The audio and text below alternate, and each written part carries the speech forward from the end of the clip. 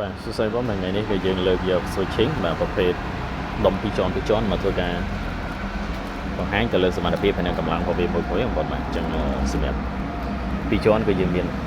ពពុះពីរជាន់យើងមាន3ប្រភេទមាន250បាទ250ក៏ពីរជាន់ដែរជាមួយនឹង400ហើយនឹង450អញ្ចឹងដុំសិតតែយើងលេងពីរជាន់សម្រាប់វារឹងហើយនឹងកម្លាំងវាខ្លាំងបាទហើយ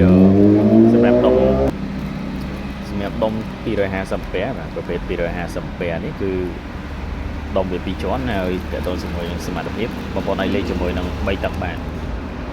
3ទឹក2គ្រាប់ប្រភេទសាប់3ទឹក2គ្រាប់បាទមិនដាច់3ជាន់យើងប្រើនេះទៅបាទយើងវាយបានប្រភេទ modify ភ្លើងខ្លាំងកង្ហាស្ងាត់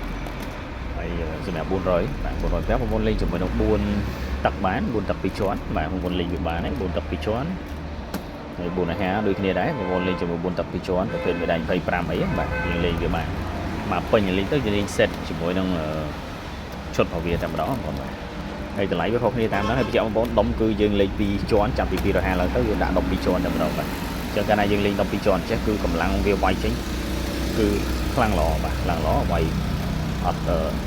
ក្តៅពេកទេអញ្ចឹងកង្ហាលពួកវានេះគឺសិតតែស្ងាត់ល្អបាទអញ្ចឹងវាកាត់វាជួយបញ្ចុះកម្ដៅបានល្អបាទពួកវាកង្ហាលមាន2គ្រាប់បាទអានេះ450បាទអញ្ចឹងប្រភេទ modify ដូចគ្នាសម្រាប់ model ត្រូវការប្រភេទដុំ switching ដែលមានពែរឹងកម្លាំងខ្លាំងប្រភេទ modify ភ្លើង14បងប្អូនបាទហើយតាក់ទងកំងបានបាទយើងមានធ្វើជូនហើយ600ពែក៏មានដែរ600ពែគឺយើងមាន3ជាន់បាទបងប្អូនចង់បានខ្លាំងជាងហ្នឹងក៏មានធ្វើជូនបាទតាមតម្រូវការបងប្អូនបាទអូខេត្រូវការឲ្យតាក់ទងឆាតសួរនាំបែបអរគុណ